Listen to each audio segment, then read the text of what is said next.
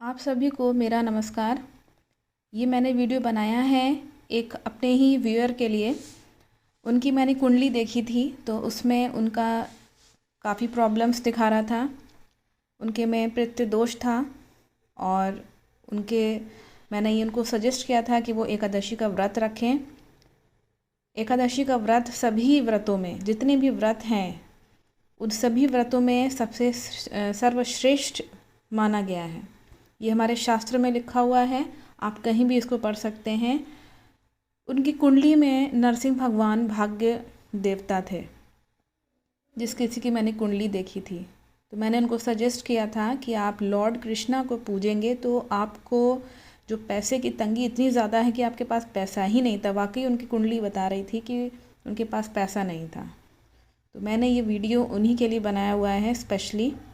और मैंने एकादशी का व्रत बोला था कि मैं इस पर वीडियो बनाऊंगी और आपको बताऊंगी कैसे रखा जाता है।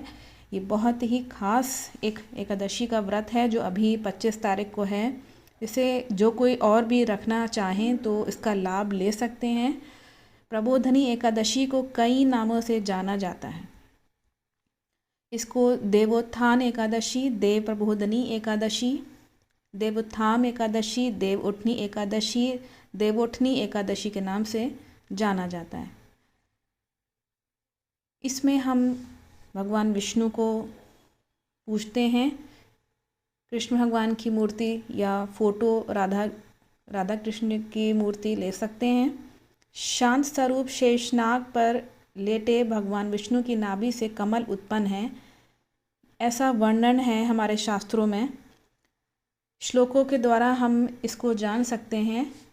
मैं ये श्लोक पढ़ रही हूँ जो कि इस बात का प्रमाण है कि भगवान विष्णु ही सर्वश्रेष्ठ सभी माने गए हैं, वही भगवान हैं।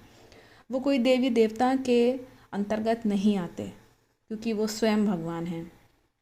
ये श्लोक है, शांताकारम भुजगशयन्नम पद्मनाभम सुरेशम विश्वाधारम गगन सदृशम मेघवर्ण शुभांगम लक्ष्मीकांतं कमलनयनं योगिभिर्ध्यानगम्यं वंदे विष्णुं भवभयहरं सर्वलोकैकनाथं। शांत स्वरूप शेषनाग पर लेटे भगवान विष्णु की नाभि से कमल उत्पन्न है। वे सब देवों के स्वामी हैं। वे सारे विश्व के आधार हैं।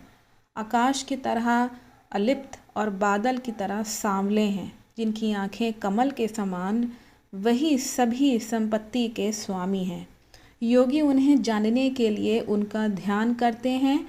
इस संसार के सब भय का नाश करने वाले सब लोगों के स्वामी श्री विष्णु भगवान को मेरा नमस्कार।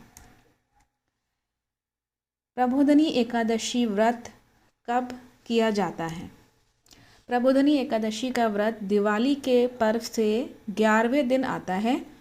सनातन हिंदू पंचांग के अनुसार प्रबोधनी एकादशी का व्रत कार्तिक मास की शुक्ल पक्ष के 11वें दिवस अर्थात एकादशी के दिवस किया जाता है। कृष्ण भगवान हमारे सबसे पहले पूर्वज माने गए हैं और इनको कार्तिक मास जो अभी चल रहा है अति प्रिय है। जो कोई व्यक्ति इस कार्तिक मास में उनको दीप दान करता है वो सभी भव बंधन यानी कि जो जन्म और मृत्यु का जो चक्र होता है उससे मुक्त हो जाता है। प्रबोधनी एकादशी व्रत का महत्व। पद्म पुराण, एक ये पुराण है पद्म पुराण के उत्तरखंड में एकादशी के व्रत के महत्व को पूर्ण रूप से बताया गया है। एकादशी के दिन सूर्य तथा अन्य ग्रह अपनी स्थिति में परिवर्तित होते हैं, जिसका प्रत्येक मनुष्य की इंद्रियों पर प्रभाव पड़ता है। इन विपरीत प्रभाव में संतुलन बनाने हेतु व्रत किया जाता है। व्रत तथा ध्यान ही मनुष्य में संतुलित रहने का गुण विकसित करते हैं। धार्मिक मान्यताओं के अनुसार एकादशी के दिवस व्रत रखने वाले श्री कृष्ण तथा देवी राधा की भी पूजा करते हैं। प्रबोधनी एकादशी के महत्व का वर्णन ब्रह्मवैवर्त पुराण में भी प्राप्त होता है तथा इस एकादशी को मेरू पर्वत के समान जो बड़े बड़े पाप हैं उनसे मुक्ति प्राप्त करने हेतु सर्वाधिक आवश्यक माना गया है। उन सभी पाप कर्मों को यह पाप नाशनी प्रबोधनी एकादशी एक ही उपवास में भस्म कर देती है। याद रखिएगा ये चीज़, ये एक ही बार में सारे पापों का नाश कर देती है, इसीलिए इसको सर्वश्रेष्ठ बोला गया है। आगे ब्रह्मवैवर्त पुराण के अनुसार भगवान श्री कृष्ण बताते हैं कि हजारों वर्षों की तपस्या से जो फल नहीं प्राप्त होता वह फल इस व्रत से प्राप्त हो जाता है। इसे ज़रूर रखिएगा, जिस किसी के लिए मैंने ये बनाया है और लोग भी इसे लाभ उठा सकते हैं। पूर्ण श्रद्धा भाव से यह व्रत करने से जाने अनजाने में किए जातक के समस्त पाप क्षमा हो जाते हैं तथा उसे मुक्ति प्राप्त होती है। श्री कृष्ण जी आगे बताते हैं कि इस दिवस दान विशेष महत्व होता है। जातक यदि अपनी इच्छा से अनाज, जूते, चप्पल, छाता, कपड़े, पशु या सोना का दान करता है तो इस व्रत का फल उसे पूर्णतः प्राप्त होता है। जो जातक प्रबोधनी एकादशी का सच्चे मन से श्रद्धा भाव से व्रत करते हैं उनके पितर नरक के दुखों से मुक्त होकर भगवान विष्णु के परम धाम अर्थात विष्णु लोक को चले जाते हैं। साथ ही जातक को सांसारिक जीवन में सुख, शांति, ऐश्वर्य, धन संपदा तथा अच्छा परिवार प्राप्त होता है। और इसका प्रमाण हम श्लोकों से भागवतम पढ़िए चाहे गीता कहीं भी आप पढ़िए, इसका वर्णन मिलता है कि जो जातक कृष्ण भगवान या भगवान विष्णु की उपासना करते हैं, व्रत रखते हैं, वो नरक में ना जाके उनके धाम पहुंचते हैं। तो अभी से ही रखना शुरू कर दीजिए और ये आपके ऊपर है कि आपको नरक जाना है, अपने पाप सारे धोने हैं, या फिर आपको नरक में चले जाना है। ये आप लोग को डिसाइड करना है। अतः प्रबोधनी एकादशी व्रत के दिवस यथासंभव दान व दक्षिणा देनी चाहिए। यदि आप नहीं दे सकते हैं तो व्रत को ज़रूर रखें। श्री कृष्ण जी यह भी बताते हैं कि इस व्रत के प्रभाव से जातक को मृत्यु के पश्चात नरक में जाकर यमराज के दर्शन कदापि नहीं होते हैं। ये याद रखिए, यमराज के दूत और स्वयं यमराज भी आसपास नहीं भटकते, किंतु सीधे स्वर्ग का मार्ग खुलता है। जो मनुष्य प्रबोधनी एकादशी व्रत रखता है उसे अच्छा स्वास्थ्य, सुख, समृद्धि, संपत्ति, उत्तम बुद्धि, राज्य तथा ऐश्वर्य प्राप्त होता है। विष्णु जी के भक्तों के लिए इस एकादशी का विशेष महत्व है। जो जातक प्रबोधनी एकादशी के दिन भगवान श्री विष्णु की कथा का श्रवण करता है उसे 7 दीपों से युक्त पृथ्वी दान करने का फल प्राप्त होता है। ऐसा वर्णन हम श्लोकों में अपने शास्त्र में पढ़ सकते हैं। यदि आप नहीं पढ़ सकते हैं तो मैं आपको यहाँ पे बता रही हूँ, इसको आप ज़रूर रखिए इस व्रत को। इस दिवस उपवास रखने से पुण्य फलों की प्राप्ति होती है। साथ ही व्रत के प्रभाव से जातक का शरीर भी स्वस्थ रहता है। जो व्यक्ति पूर्ण रूप से उपवास नहीं कर सकते उनके लिए मध्याह्न या संध्या काल में एक आहार अर्थात एक समय भोजन करके एकादशी व्रत करने का विधान है। यदि आप व्रत नहीं रख पा रहे हैं तो आप आधे दिन से भी शुरू कर सकते हैं। वैसे आप अपना सवेरे उठ करके स्नान करके, सवेरे ब्रह्म काल में स्नान करके इसको तब रखिए तो इसका जो फल है वो आपको जल्दी मिलेगा। एक ही दिन की तो बात है, एक दिन में तो बस व्रत रखना है तो क्यों नहीं उसको अच्छे से किया जाए। पौराणिक ग्रंथों के अनुसार एकादशी का व्रत जीवों के परम लक्ष्य भगवत प्राप्ति को प्राप्त करने में सहायक माना गया है। इस दिन जातक अपनी इच्छाओं से मुक्त होकर यदि शुद्ध चित्त से प्रभु की पूर्ण भक्ति सेवा करता है तो वह अवश्य प्रभु की कृपा प्राप्त करता है। प्रबोधनी एकादशी व्रत की कथा सुनने, सुनाने तथा पढ़ने मात्र से 11 गायों के दान के तुल्य पूर्ण फलों की प्राप्ति होती है। ये ध्यान रखिएगा, 100 गायों के दान के तुल्य पूर्ण फलों की प्राप्ति होती है। 100 गायों, जैसे मैं आपको सुना रही हूँ तो मुझे भी पुण्य मिलेगा और आप अगर आप रखेंगे तो आपको भी पुण्य मिलेगा। पूजन में सामग्री की क्या क्या ज़रूरत है? पीले वस्त्र भगवान के लिए चाहिए, एक मूर्ति, शालिग्राम भगवान की मूर्ति या शालिग्राम अगर आपके पास अगर है, पुष्प तथा या पुष्पमाला, अगर आपके पास राधा कृष्ण जी की भी फ़ोटो है, केवल कृष्ण जी की फ़ोटो है, उस पर भी कर सकते हैं। भगवान विष्णु की है, उस पर उसको भी ले सकते हैं। उस पर पुष्प चढ़ाइए, पीले उनको वस्त्र पहनाइए, नारियल तथा सुपारी अगर है तो ज़रूर चढ़ाइए। धूप दीप और देसी घी, शुद्ध देसी घी से ही पूजा करिए। भगवान के लिए पीला वस्त्र उनको पहनाते वक्त ये ध्यान रखिएगा, अगर फ़ोटो है तो ऊपर और नीचे दोनों तरफ के कपड़े होने चाहिए, वरना अगर आप नीचे के केवल कपड़ा अगर एक सिंपल सा बांध देंगे तो भी ठीक है। इसमें आपको पंचामृत बनाना होगा, कच्चा दूध लेना होगा, उसमें दही, घी, शहद, शक्कर मिलाना होगा। अक्षत चाहिए, यानी कि अक्षत यानी कि चावल, तुलसी का पत्र चाहिए, चंदन चाहिए, प्रसाद के लिए मिठाई तथा ऋतुफल। प्रसाद आप कोई मिठाई ले सकते हैं। पूजा की विधि, एकादशी के व्रत में रात्रि जागरण का अधिक महत्व है। ऐसा करने से आपके जो पूर्वजों के जो नरक में हैं या पितृ दोष किसी के लगा हुआ है तो वो एक ही बार में नष्ट हो जाता है। प्रत्येक एकादशी व्रत का विधान स्वयं श्री कृष्ण ने युधिष्ठिर से कहा है। व्रत की विधि बताते हुए श्री कृष्ण जी कहते हैं कि एकादशी व्रतों के नियमों का पालन दशमी तिथि से ही प्रारंभ किया जाता है, अतः दशमी तिथि के दिन में सात्विक भोजन ग्रहण करना चाहिए तथा सायंकाल से सूर्यास्त के पश्चात भोजन नहीं करना चाहिए एवं रात्रि में पूर्ण ब्रह्मचार्य का पालन तथा भगवान का ध्यान करते हुए शयन करना चाहिए। दशमी के दिवस चावल, उड़द, चना, मूंग, जौ तथा मसूर का सेवन नहीं करना चाहिए। ये ध्यान रखिएगा कि एकादशी जब आप सवेरे ब्रह्म काल में उठें, स्नान करें, उसके बाद भगवान की पूजा करें, पूजा आरती। उसके बाद आप अपना जो व्रत रखेंगे उसमें चावल आप बिल्कुल नहीं खाएंगे। आप फल ले सकते हैं, आप कोटू के आटे की पूड़ी, आलू टमाटर की सब्जी या पकौड़ी जो बनती है उस जो व्रत में जो काम आती है, कोटू का आटा, फल में आप कोई भी फल ले सकते हैं। आप अन्न नहीं लेंगे, बस ये ध्यान रखिएगा कि अन्न नहीं लेंगे। और यदि आप व्रत किसी कारणवश बीमार हैं, नहीं व्रत रख पा रहे हैं, तो कम से कम चावल का आप जो है वो ग्रहण ना करें, चावल नहीं खाएं। इसके बाद अगले दिन आप उठ करके आप वही ब्रह्म काल में उठ करके इस व्रत को जो है पारण किया जाता है। पारण मतलब कि इस व्रत को तोड़ा जाता है।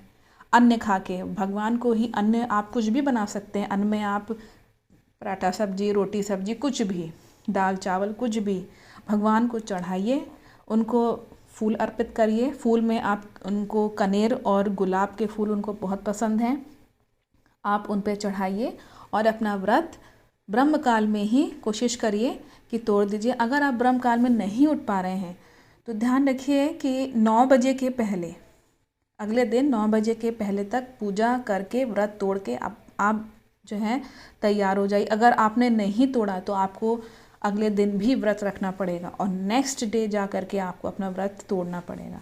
यानी कि 2 दिन के व्रत के बाद आपको तीसरे दिन ब्रह्म काल में जा कर के व्रत तोड़ना पड़ेगा। तो कोशिश करिएगा इन 2 दिनों में आपको दोनों समय में ब्रह्म काल में उठना है, स्नान करना है, व्रत स्टार्ट करना है, शुरू करना है ब्रह्म काल में, और नेक्स्ट डे अगेन ब्रह्म काल में आपको व्रत का पारण करना है, यानी कि व्रत तोड़ना है। इस तरीके से ये पूजा की विधि है। और शाम को आपको फिर से पूजा करनी है भगवान की, और इसमें आप साबूदाना भी ले सकते हैं, सेंधा नमक का ही आप इस्तेमाल करिए। और इसमें आप भगवान को, मैंने आपको बताया है कि आप उनको क्या क्या चढ़ाइएगा। इसमें अगर हो सके तो सफ़ेद चंदन या गोपी चंदन आता है, वो मस्तक पे ज़रूर लगाइए। चंदन लगाना मस्तक पे अच्छा भी माना जाता है, इससे मन शांत रहता है। एकादशी वाले दिन कोई भी जातक किसी की निंदा नहीं कर सकता, निंदा नहीं करनी चाहिए, झूठ नहीं बोलना चाहिए, सहज और सरल रहना चाहिए, शांत मन से भगवान का नाम उच्चारण करना चाहिए, शांत रहना चाहिए।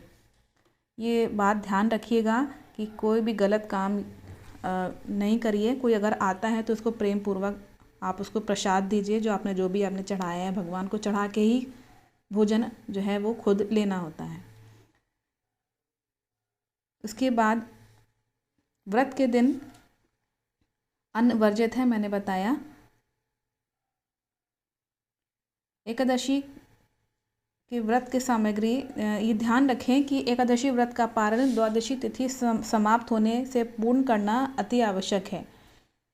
मैंने बताया था कि वे 9 बजे के पहले तक आप अपना अगले दिन व्रत तोड़ दें। इसमें एक कथा आती है, मैं कथा आपको बता देती हूँ, आप बोल लीजिएगा अपने व्रत तोड़ते वक्त, और जब अपना व्रत जो है शुरू करेंगे तो भी।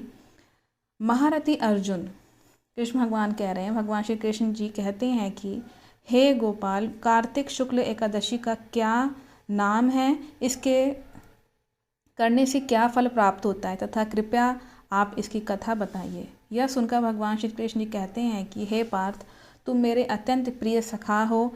हे अर्जुन, अब मैं तुम्हें पापों का नाश करने वाली तथा पुण्य एवं मुक्ति प्रदान करने वाली प्रबोधनी एकादशी की कथा सुनाता हूँ।